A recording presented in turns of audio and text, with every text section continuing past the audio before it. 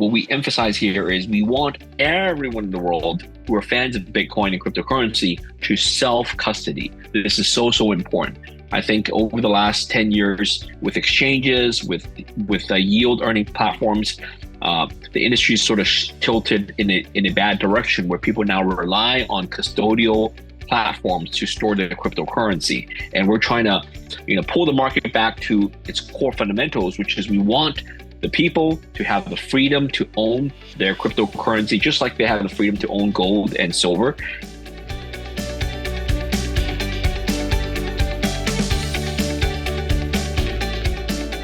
Hey everyone, welcome back. This is Patrick Hakeem, and I am with SatPulse. And of course, today I've got Bobby Lee with me from Ballet. Welcome, Bobby. Thank you, Patrick, for having me here. Now, I'm just excited because you guys are coming to the Silver Symposium in Vegas this next year. And I just want to understand what's going on with Ballet. Why are they so excited to come to this event, which is a precious metals event? Yeah, exactly. So this is probably the first time that Ballet, as a cryptocurrency company, we're getting involved, participating in a precious metals event. We're very excited about it. And as we know, Nevada is a silver state. So silver is home and near and dear to the state of Nevada. And of course, I've been a big fan of gold and silver for several decades, investor and collector of gold and silver. And for Ballet, we share some of the same ethos as precious metal collectors, precious metal coins, silver coins, and all that, gold coins. So we're very excited to be here. And of course, last of all, Las Vegas is actually our hometown. Las Vegas, Ballet is headquartered in Las Vegas. We founded the company about 4.5 years ago in early 2019, and we've been here in Las Vegas all this time. Yeah. For me, if you guys know a little bit about me, I love Bitcoin. I'm a Bitcoin maximalist, and I've always been looking for great opportunities to bring education to the masses, to other people who've not heard about Bitcoin or who are just afraid of Bitcoin, because it truly is the fear that makes people scared. And I think Ballet has a really great solution. And we're excited to partner with Ballet. At Vegas, we'll be doing a Ballet Vault workshop. So for you guys that are going to be there, please make sure to sign up for that and come and learn how to use the Ballet product and how to buy, sell, and receive and send Bitcoin. It's really not that complicated, especially with these tools that you've made us. And there's other things that we could talk about too, right, Bobby? Because you're not just the guy who's always loved this, but you're kind of an OG, because I remember there's a special author coming and you have a couple of things in this book. Elias will be there as well. So this is going to be just quite a great event, especially as we teach people cool things, not just like the Ballet wallet or the Ballet vaults that you got, but also really cool stuff like this, right? Denominated currencies where you could actually have almost like a gift card for Bitcoin, and you can hand a friend Bitcoin, or for Christmas, you can give your son Bitcoin. These are the tools that you are now bringing with Ballet products. Yes, that's exactly it. So Ballet, our marquee product is this Real Series cold storage card. So we invented this, very proud of this. 4 years ago, we launched it in September of 2019. And most importantly at Ballet, so I've been in crypto for over 12 years. And my first my first big role in crypto was running BTC China, BTCC, as a co-founder and CEO. So that was an exchange that was based in China. That was during the first big bull market run, from 2013, 2017, all those big bull market runs back then. Okay. And this is my second venture, my second startup in cryptocurrency, in Bitcoin. And this time around, I'm getting even more focused. So one of the ethos is about self-custody. Right. This is very much like the concept of freedom. The reason people like silver, gold, and precious metals is because it's real money. We know it's real money where people can hold it themselves in their home. They could put it in their safe. They could dig a hole in their backyard. They could hide it under their bed mattress. But the point is, when you own silver, when you own gold, it's real precious metals in your hand, and it's money that the government cannot take away, nor can they inflate away through excessive printing of fiat money. And same thing with Bitcoin. We know that Bitcoin is a digital bearer asset. And with Bitcoin, there's only 21 million that's ever going to be minted and made. And what we emphasize here is we want everyone in the world who are fans of Bitcoin and cryptocurrency to self-custody. This is so important. I think over the last 10 years, with exchanges, with yield earning platforms, the industry is sort of tilted in a bad direction, where people now rely on custodial platforms to store their cryptocurrency, and we're trying to pull the market back to its core fundamentals, which is we want the people to have the freedom to own their cryptocurrency, just like they have the freedom to own gold and silver. And with Ballet's cold storage card, you can easily, anyone of all educational levels, of all age levels, you don't need a PhD in computer science, and you can now store your Bitcoin or any other cryptocurrency or even NFTs onto this cold storage card and have self-custody. So as long as you don't lose it, you will not get hacked, you will not get your crypto confiscated or taken away, and no one else can touch it. And this is a core feature. One of the other core features of a product like this, and I love this answer, right? Because we hear all the time from people who don't like Bitcoin, well, what happens if the internet goes down? Well, I mean, the reality is I can now hand this to you, and I don't have to interact with the blockchain to transfer Bitcoin value. And that's another really cool function of these cold storage devices, these Ballet vaults. They allow you to use it just like a gift card, except instead of it being accepted only at Target, it's accepted all over the whole world. So this is the fun thing that I love talking about when we bring up these topics. And I do want to ask you one other question, because there is no one else that answered this question better than when I heard you answer it. And I'm hoping that you'll give me a very similar answer to when I asked you last time. But people are wondering, especially in times where things like FTX is going on, and you just got so many scams and scandals going on, how can you trust that this product is going to generate private keys that work, and that the product is not going to get scammed or siphoned off, or you won't lose your money one day waking up? And now I said, I know the answer to this myself, but when I say it, it never comes out quite as right. Yeah, let me give it a shot. So first of all, I've been in cryptocurrency for a long time. So some people consider me OG, or at least I'm an early adopter, an early entrepreneur in the system. And this is my second time around the merry-go-round, being a co-founder of a company in the industry. So I've built up a very strong reputation as a respected businessman and early cryptocurrency enthusiast, a Bitcoin fanatic, if you will. And so my reputation is at stake. And in fact, after my last company got acquired, I could have retired. I could have had an early sunset and gone and did my thing.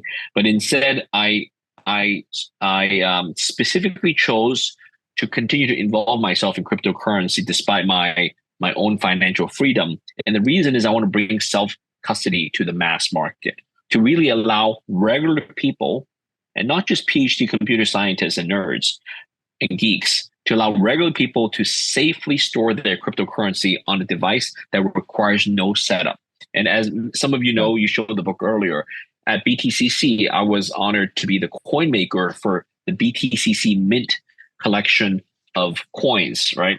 Let me see if I have any here to showcase. Some of these, here are some of these are the poker chips, the BTCC Mint poker chips. Here's a sample of a BTCC block. Oh, I want one of those. That's not... hey, Bobby, please. Yes. This is not nice. This is not nice. Bobby, this is not nice. But you guys have no idea what he's showing you. Honestly, you guys are looking at this and he's holding up things. And if you have no idea what he's talking about, it's literally in the encyclopedia, guys. I can look this up and tell you how many were made, how many are, I mean, that is a rare piece of history that you just brought up. Yes. Yeah. So the point is that this is not my first time at the rodeo, and I have a strong reputation that's intact that I need to preserve, and I made a very deliberate decision to re-enter the market and create a product that fundamentally needs good technology and needs a good team, a trustworthy team to build and make and deliver for the global audience. And in terms of this solution, this is actually a much stronger and much more secure solution than all of the physical Bitcoin and physical coins out there. So as many people know, the very first physical Bitcoin was created by Michael Caldwell with the Cassius coin. And that was 10 years ago. right? 10, 11 years ago, the Cassasius Bitcoin, it came in different denominations. He even made gold bars. Even I think the largest was like 1,000 BTC. The smallest was like a tenth of a BTC. So that's one of the big Goliaths of the industry, right? In terms of the reputation. And since then, there's been a lot of physical Bitcoin makers, Litecoin, and all these other physical coins out there. And I had the honor to join the fray in 2016 and launch BTCC Mint. And that was another series of physical Bitcoins. Now, I don't want to talk too much about that, but the point is with Ballet, this is in essence a very big evolution from that. The shape and size is different. It's a metal card, size of a credit card, but it's made of stainless steel. And in this case, it's actually gold plated. This is a premium 24-karat gold plated version. What I want to say is this card is different fundamentally from the physical Bitcoins in that it uses what we call two-factor key generation. So the private key is actually not a single private key that's stuck on a piece of paper on a sticker that's on the coin, like all the other first generation stuff. This is a second generation physical crypto product. And secondly, this supports multiple currencies, multiple blockchains. So we support, I think, over 24 different blockchains and over thousands of different cryptocurrencies and NFTs and all that stuff. You could do DeFi, all the fancy stuff on here. But most importantly, it could do the simple stuff as well, like Bitcoin, Ethereum, Litecoin, XRP, and all that stuff. Okay. And because this shares the same ethos as a physical Bitcoin, there's no setup. Once you get it, you could use it immediately. Or if someone gives it to you as a gift, if they've already loaded the Bitcoin on there, then this becomes a physical bearer asset of your cryptocurrency. And this is why the private key is so important. So what's amazing about this is we use the same BIP38 solution that Michael Caldwell invented 10 years ago. Okay, over 10 years ago, he invented a solution, BIP38. It's a Bitcoin improvement protocol. It's a standard. It's more than 10 years old, and it's never been broken. It's never been hacked. It's very well tested and reliable, and it's an open standard. Okay, so it was very important when I started this company. I wanted to create a product that was awesome for the mass market, but also in an open standard way, so that in the small chance or the big chance that if Ballet is not successful, or if I go away, or if the company gets sold and purchased by a new owner, that the new entity or whatnot, the people using the traditional and the classic Ballet products will not get screwed over.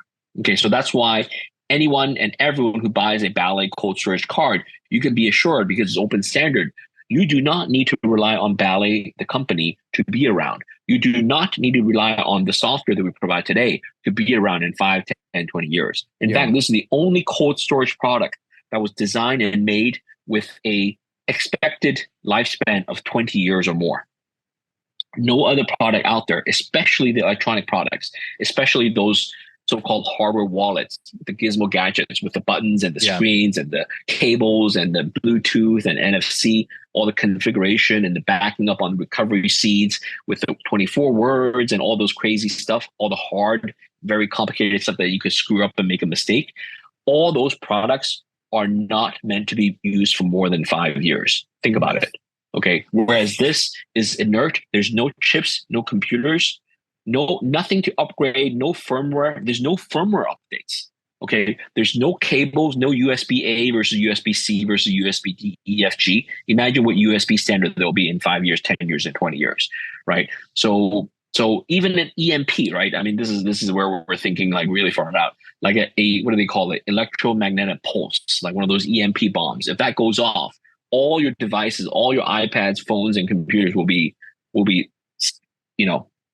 frozen or whatnot, right? Yeah, but they'll be fried. They won't function. They'll be fried. But your assets that you put on the Bitcoin blockchain or whatever cryptocurrency blockchain will still be there, because the private key is fundamental on this card. And regarding the two-factor private key, the private key is actually not something we created and put on this card, but rather, what is a private key? It comes down to random numbers and entropy. Entropy is a fancy word for random numbers. But with this, we use a two-factor private key. So with this approach, with BIP38, we're actually using the standard to source entropy, randomness, from two different locations, and we put the two pieces of entropy onto this card. One is beneath the sticker, one is underneath the scratch off. One is done in China, one is done in the United States of America. okay, here in Las Vegas. And they never touch electronically. They never get mingled. And what's amazing is we actually don't know the private key. Ballet did not create the private key. Ballet merely helped source the entropy for the two parts, A and B. And in fact, you don't even need the Ballet wallet, right? Because I've tried this before. You could use a different wallet and recover your funds. App. You could use it exactly. You could use a different software that implements a BIP38 protocol. You could use a different device for all you want. Of course, we provide the Ballet crypto mobile app that makes it easier for you to do this. And that's why I said it's important to be open industry standard, right? So that for the future compatibility reasons, right? And you try that yourself, Patrick, and I've tried it myself too. That was very important to me for my reputation and for me to sleep soundly at night. Okay, so the two factors allow you to then create the private key when you, the customer, brings that two piece of digital information together to generate the private key for the first time. And whether that's a day after you purchase the cold storage card, whether it's a year later or even 10 years later. So until you do it for yourself for the very first time, no one in the world, no one in the universe, and certainly no one at Ballet nor myself, no one here can possibly know the private key. And I'm so proud of that. And that's what makes the Ballet cold storage card so secure and so reliable. In fact, I am probably one of the few hardware wallet makers who can honestly say in the last 4 years, we've had no hackings, no loss of coins, and especially important, no loss of coins due to hacking, theft, or user errors. So many people make mistakes mismanaging their private key feeds. You know those 24 words you're asked to copy down 1, 2, 3, 4, all the 24? If you change the order, you're screwed. If you mix and match, if you lose a few words, you're screwed. All those can cause a lot of mistakes, a lot of phishing, a lot of stuff like that. So I'm proud that, in our 4 years, we haven't had any of that. And because it's the intense security of the system. Yeah, I even remember one time a friend called me and said, man, I lost my phone. I'm afraid this happened. And I said, dude, I have a question. Did you ever scratch off your private key entropy? He said, no. Oh, for the Ballet, yeah. And I said, dude, then don't worry about it because not even you could have stole your own money. And he goes, yeah, but exactly. Or another time someone said, man, something on the app is not showing right. All my money is gone. I was like, have you ever scanned it? And he said, no. I said, then Bobby Lee would fly down tonight. If I told him the money was removed and the private key everything is still intact, he would fly down because that would be the first time it's ever happened. Exactly. Yeah. And the other thing I want to tell people about security and safety and trust is that the reality is anytime you use, in fact, any wallet out there for cryptocurrency, any platform or any wallet, you fundamentally have to trust the vendor company in two ways. Okay, this is fundamental. And this applies to all wallets, all cold storage systems, all platforms, everything, every device maker. You have to trust that they have the technology competence to build a good product, meaning the product they give you is good and secure. And you have to trust it doesn't have any backdoors, it doesn't have any zero-day exploits, it doesn't have any bugs and mistakes where it will cause errors and cause loss of funds. Okay, so you have to trust that the company is legitimate, right? Competent. And secondly, you have competent. Competent is a better word. You have to also trust that the company is not evil.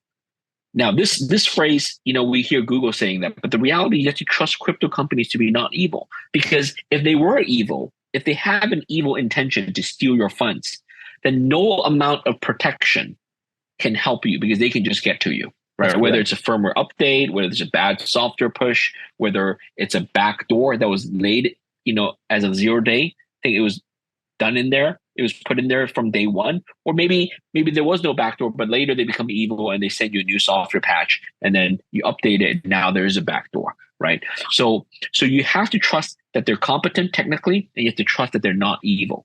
And once you trust the company vendor, whether it's Ballet or any other makers, which I won't name, then that's fair game. Okay, so don't forget that.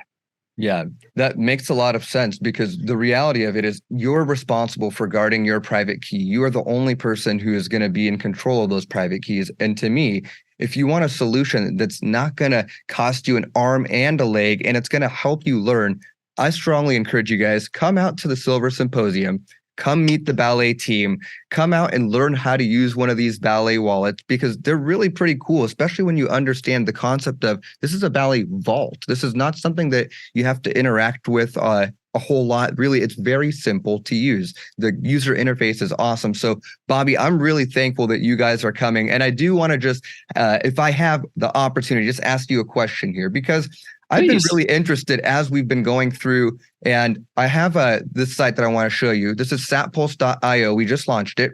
And I'm looking here, and some of the things that people don't actually know what a lot of this means. So I'll go through a little bit of it right now, but this is the Bitcoin network hash rate. And we're topping out at all of our metrics that you would look at when you consider anything regarding Bitcoin. The hash rate is higher than it's ever been.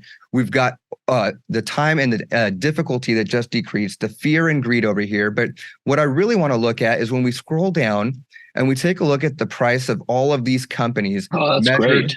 in Satoshic value. The idea that we're going here is we are done defining things in the measure of dollars. We are now going to value everything in Satoshic value. So if you come down here and you want to measure, let's say, the Australian dollar in Bitcoin, you could see over the last 5 years, we see the story. And it doesn't matter what we talk about. It takes less Bitcoin to buy that same asset.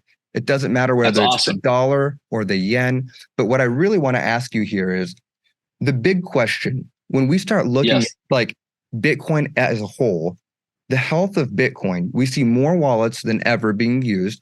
We see more than ever of 0.01 Bitcoin being held, 1 Bitcoin being held, 10 Bitcoin being held. The whales are accumulating. Banks are jumping in. Hedge funds are ready to go. ETFs are being approved, all while the halving is coming in January. Yes. So for me, and you see, you're smiling too. Okay, I don't really need to say much more, because it's like, how excited are you that there's just going to be this ridiculous supply shock? And where do you see Bitcoin going here, especially as maybe Fed Powell decides to do some interest rate cuts too to help out, maybe throw some stimulus money at us? Like, I used to think Bitcoin may be going to 120 this next cycle, but now I don't even know. What's your gut feeling? Like, this is fun. Yeah, exactly. So this is amazing. So the Bitcoin halving, I think it's going to be the 4th halving if I didn't do my math wrong. It's a 4th halving, and what that means is each block, the block reward, what used to be 50 Bitcoins back in 2009, went down to 25, went down to 12 and a half, went down to 6.25. Now the block reward will only be 3.125 Bitcoins per new block. Okay, and in a day, there's about 144 blocks that gets mined. So in a day, the total supply will only increase by 450 Bitcoins. Okay, what used to be, over 7,200 Bitcoins a day is now coming down to just 450 Bitcoins a day, right? So, and if you follow that trend, in no less than 8 years, it's going to go down to below what is it called? Below 100 Bitcoins a day. Okay, so it's getting very, very precious. Okay, so that's how Bitcoin total supply gets asymptotically closer to 21 million, but never surpasses that. And the other way to look at it is, what about the global mining of Bitcoin, right? So Bitcoin mining has had a complicated history. There's been some people against it, proponents and opponents of Bitcoin mining, about using too much energy and so on and so forth. But if you fundamentally take a step back and not get into the politics, if you look at what's happening to Bitcoin mining, it's the turning of energy into Bitcoin cryptocurrency. It's exchanging energy into cryptocurrency. So if you're burning fossil fuel to do that, then it causes a negative impact on the earth, climate change and all that stuff, whether you believe it or not. But if you use so-called renewable energy to do that, then there's no impact, right? So we're seeing more and more renewable energy being used for Bitcoin mining. And the reality is, every year, I don't know if you track that on your site, but every year I suspect there's more and more money and resources spent mining Bitcoin than the year before. Yeah, and we do track that on our site. So the metric that we use on here, and I can bring it back up, but the metric that we use is the price per pentahash. So the average price of Bitcoin to mine per pentahash. Yeah, exactly. So if there's more money and resources being used, why is that? It's because people in the world who have excess energy don't want to just waste it. They want to turn it into something valuable, and that's what they're doing. They're converting it into Bitcoin. They used to do a lot of that in China. I can tell you firsthand. However, that's been banned now. Mining in China is completely banned. Whoever's doing it still is completely illegal, and someone just got put in jail for life for running that kind of a mine, right? So the point is, and then you have the decreasing amount of Bitcoins coming out of the mine, and that's what's a compelling narrative that Bitcoin price is really gonna be poised for a huge breakout to eventually $1 million or more, I think. I'm loving that. Well, Bobby, I really appreciate your time, and I thank you for getting up. I know it's different time zones over there in China, but I do really appreciate you coming out. I look forward to having Ballet at the event this next week, or what? It's going to be 3 weeks now? Gosh, I feel like it's coming up so fast. At the end of September, October. Yeah, September 29th, guys. 21 days. I'm leaving, and I'm going to be heading out there. So please make sure to get your tickets, like, share, subscribe, and don't forget to come and stop by, meet the Ballet team, and come to the Ballet Vault workshop, guys. Thanks a lot, Bobby, for coming on. Thank you. Bye-bye.